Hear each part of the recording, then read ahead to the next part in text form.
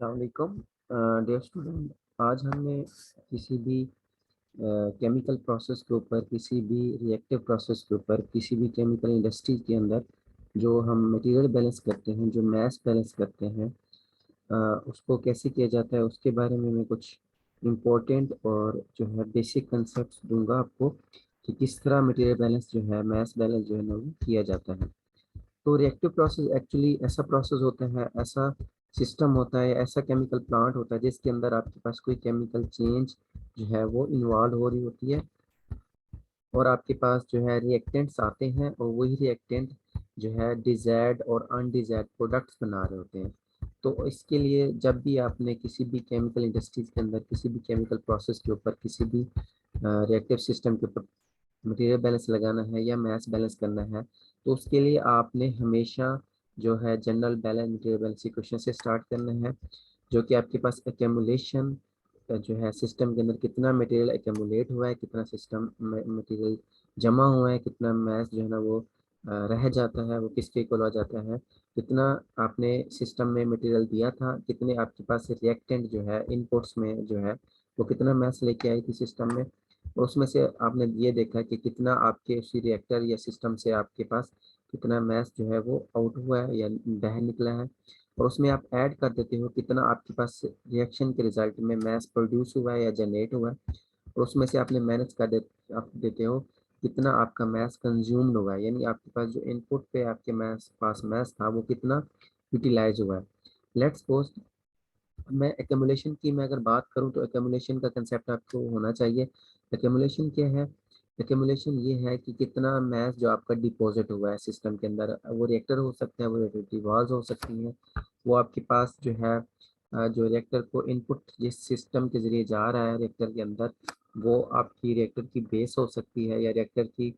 जो है कोई भी पोर्शन हो सकता है। अगर रिएक्टर आपने स्टीयर रिएक्टर लगाया है, उसमें स्टीयर लगा हुआ है, तो वो स्टीयर भी हो सकता है कि स्टीयर की वाल्स के साथ, स्टीयर की साइड्स के साथ कितना मटेरियल आपका जमा होकर रह गया है वहाँ पे, रिएक्टर से आउट नहीं हुआ। और जो अगर मैं मटेरियल एन की बात करूँ तो आपको मटेरियल एन का मतलब ये है कि आपके पास जब रिएक्शन नहीं हुआ हुआ था रिएक्टर में, आपने इनपुट पे कितना मैस दिया होता है, आप इनपुट पे मैस देते हो, और मटेरियल आउट का मतलब ये है कि आपके पास जो प्रोड्यूस हुआ है मटेरियल उसमें, और जो अनकन्वर्टेड मटेरियल जा रहा होता है रिएक्टर में, तो वो आपके पास मटेरियल आउट के बराबर आ जाता है। और अगर मैं मटेरियल जनरेशन की बात करूँ, उसको हम मटेरियल प्रोडक्शन की भी बात करते हैं कि कितना मटेरियल आपका जनरेट हुआ है, कितना मटेरियल आपका प्रोड्यूस हुआ है। तो इसका मतलब ये है कि आपके पास जो रिएक्शन हुआ था उस रिएक्शन के रिजल्ट में कितना मटेरियल प्रोड्यूस होता है, प्रोडक्ट का जो मैस होता है उसको हम कहते हैं मटेरियल कितना जनरेट हुआ है। और मटेरियल कंज्यूम का मतलब ये है कि अगर आपके पास 100 kg रिएक्टेंट थे, उसमें से 50 kg रिएक्टेंट कंज्यूम हो जाते हैं,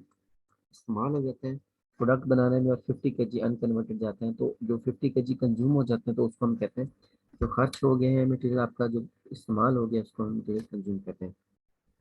तो सबसे बेसिक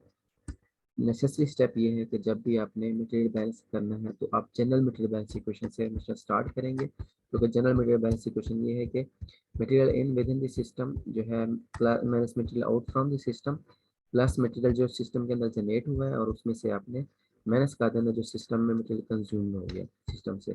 और जब भी बैलेंस लगाना है तो आपने स्टेडी स्टेट कंडीशन एज्यूम करनी है। स्टेडी स्टेट कंडीशन यहाँ पे इसका मतलब ये नहीं है कि आपके पास जो प्रोसेस वेरिएबल्स हैं वो विद रिस्पेक्ट टू टाइम वो चेंज हो रहे हैं। यहाँ पे स्टेडी स्टेट का मतलब किसी भी रिएक्टिव सिस्टम में, किसी भी रनिंग प्लांट के ऊपर ये होता है कि आपका जो अपने जो प्लांट की कैपेसिटी है वो सेम रहेगी, प्लांट की कैपेसिटी वो चेंज नहीं होगी। अगर आप रिएक्टेंट जो है वो स्टैक्योमेट्रिक रेशियोज में एंटर करवा रहे थे तो आपकी प्लांट की कैपेसिटी वो सेम रहेगी। तो आप अगर स्टेडी स्टेट कंडीशन आप एज्यूम करते हैं तो उसमें आपके पास एकमुलेशन जो है ना वो कुछ भी नहीं होगी, यानी आपके पास जितना मटेरियल इन होता है उसमें से आप मटेरियल आउट कर लोगे। यानी इसको अगर मैं सिंपली कहूँ कि अगर 100 kg आपने मटेरियल इन किया था और सिस्टम से है 20 kg आउट हुआ है, और प्लस जो है आपका जनरेट जो है ना वो 20 kg हुआ है, तो आउट इन इन और जनरेट वो दोनों ऐड हो के उसमें से हम मैनेज करेंगे, जब आउट और कंज्यूम वो बराबर हो जाएंगे, यानी जितना मटेरियल कंज्यूम हो जाता है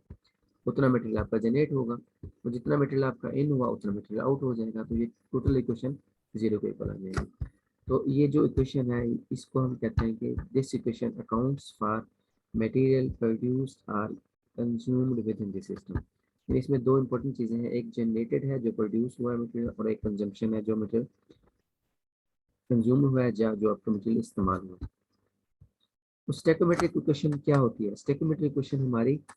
जो है किसी भी रिएक्शन में वो ये कंस्ट्रेंट्स लगाती है जो इस किस चीज़ पे वो लिमिट करती है कि आपके पास कितनी relative amount reactant to products in the inputs and output streams. तो ये बेसिक स्टेप पहला ये हुआ कि आपने हमेशा जनरल मटेरियल बैलेंस इक्वेशन से स्टार्ट करना है, और उसमें और सेकंड पे आपने स्टेडी स्टेट कंडीशन अज्यूम करने की, यानी आपके पास जो प्लांट की कैपेसिटी है वो हमेशा सेम रहेगी। तो उस जब भी स्टेडी स्टेट कंजम्पशन आप कंजम्पशन आप लेंगे तो उसमें स्टेट एक्यूमुलेशन टर्म आपकी सिस्टम में जीरो हो जाएगी। अच्छा, इसके बाद जो सेकंड जो मोस्ट इम्पोर्टेंट टेबल है मटेरियल बैलेंस करने के लिए रिएक्टिव सिस्टम में या विदाउट रिएक्टिव सिस्टम पे, नॉन रिएक्टिव सिस्टम में, वो ये एक टेबल है जो आपको बता रहा होता है कि जो है आप कोई भी आपसे इंटरव्यू में क्वेश्चन कर लेते हैं कि हम मटेरियल बैलेंस करते क्यों हैं, या मटेरियल बैलेंस के किस किस जो है मटेरियल बैलेंस आपके मेथड्स कौन से हैं, आप किस किस तरह मटेरियल बैलेंस कर सकते हैं। तो आप उनको बता सकते हो कि एक तो आपके